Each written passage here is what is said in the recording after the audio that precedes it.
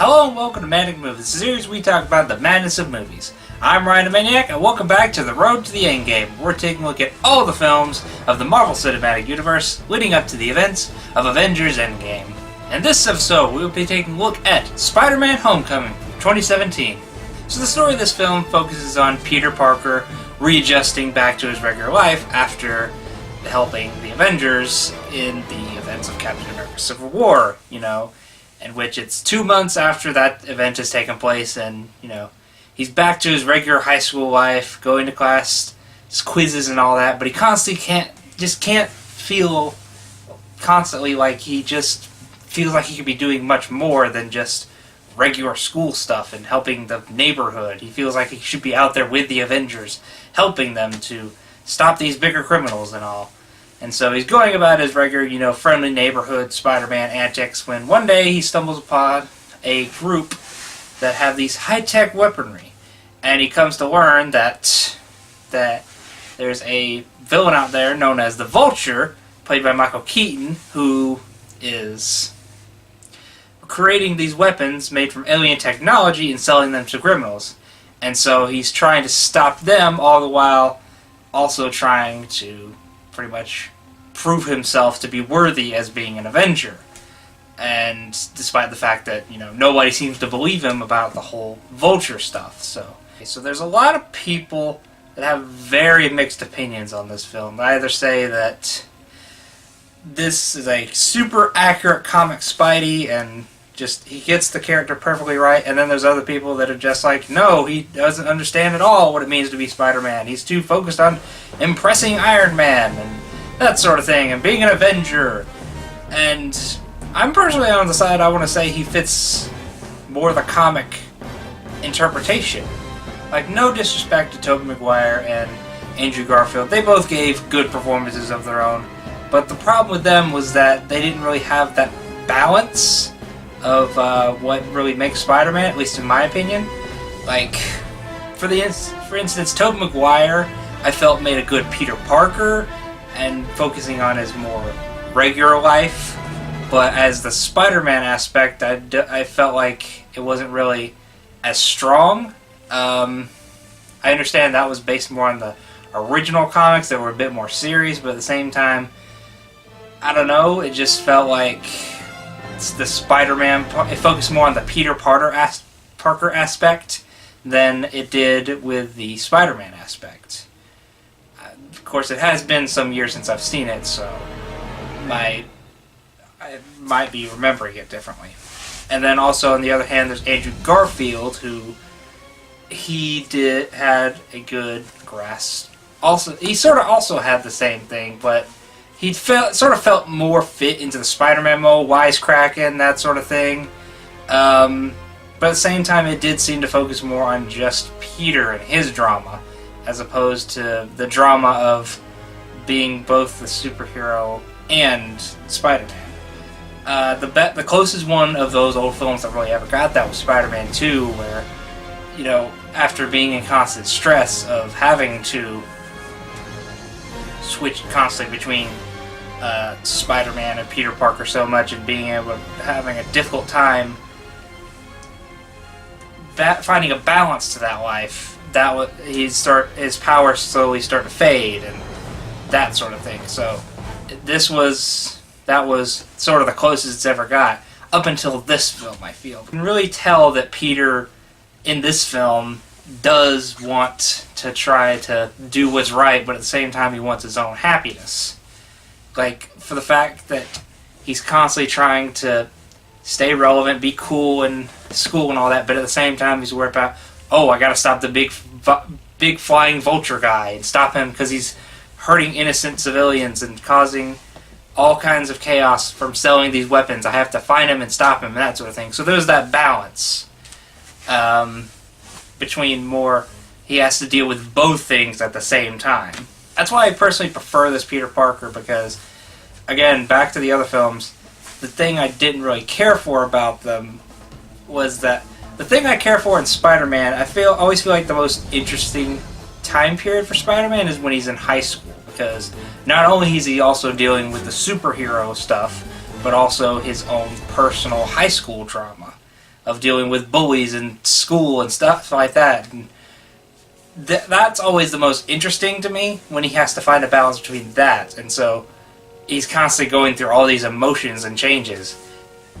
When he's an adult, it's still good, but at the same time, he has more of a general idea of how things work. He's kind of got life a bit more figured out when he's in his older years. So it was nice to finally see a proper interpretation that showed him in high school as well, because we only got a little snippet of it in the first Tobey Maguire movie and a bit of it in the first Andrew Garfield movie.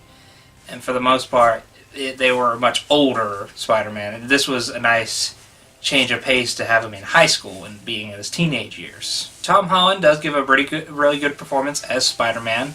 Like I said, he's got that whole awkward, goofy, not really sure what he's doing, high school aspect about him, while also trying to defeat the Vulture and pretty much save the day.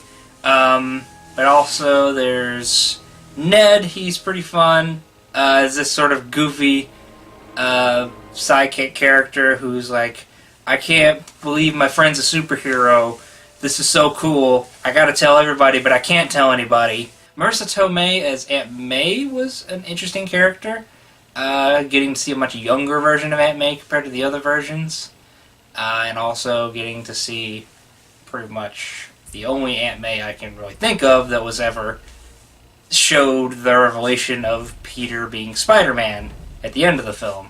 I'm interested to see where that's going to go in Spider-Man Far From Home, where she knows he's Spider-Man, which I don't think any of the other films did that, except maybe the Tobey movies, because it was always kind of implied that Aunt May in those movies sort of knew he was Spider-Man, but never outright said.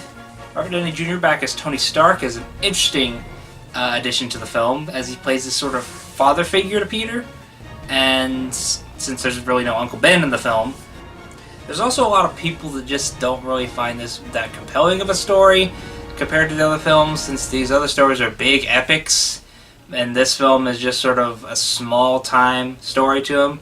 But I think what most people don't seem to realize is that's kind of the point. After having so many films with these big, epic proportions, gotta defeat the villain who will destroy the world and all that, it was kind of important to have a Spider-Man movie that's just sort of a smaller scale threat. I mean, sure, he's still a criminal and all, but not to the point that he's like Loki or Ultron levels where I'm gonna destroy the world. It's just sort of a lower down the ladder villain.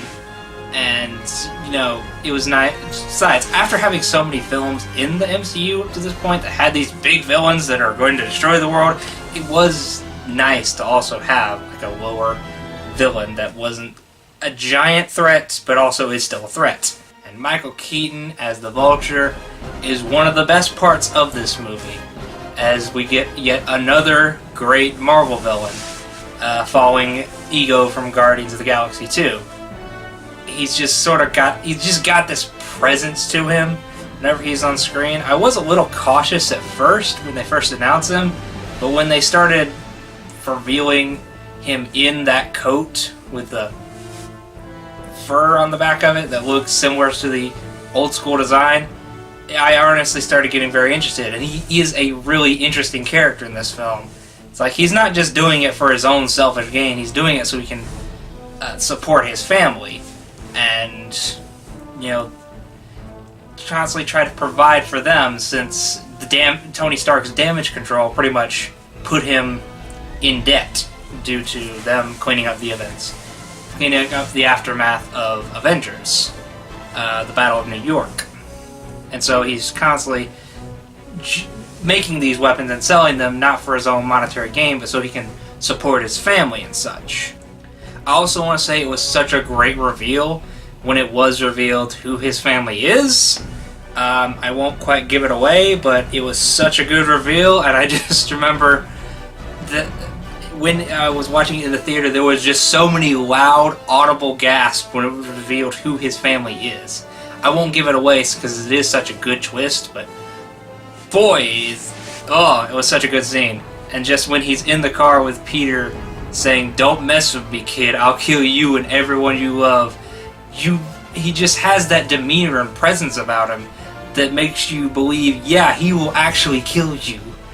So don't mess with him. Vulture was just such a really good villain. He's honestly one of my favorites of the MCU. And not just because he's played by Michael Keaton.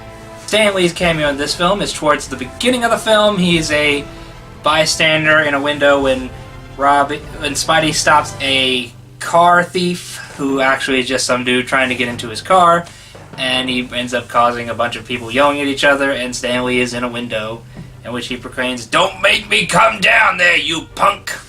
So all in all, I thought this was a really good film, and I might be just a little bit biased given the fact I am a huge Spidey fan, but I don't know, there was just something about this film that felt like it got more what Spidey was about as opposed to the other films.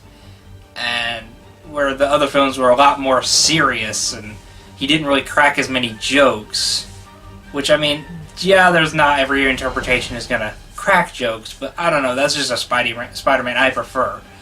Everyone's entitled to their own opinion, but I personally find this Spider-Man, out of all the live-action Spider-Mans, to be the best. So anyways, thank you all so much for watching this video. If you liked the video, you can feel free to leave a like down below. You can feel free to give a comment, give a suggestion. Something I should take a look at.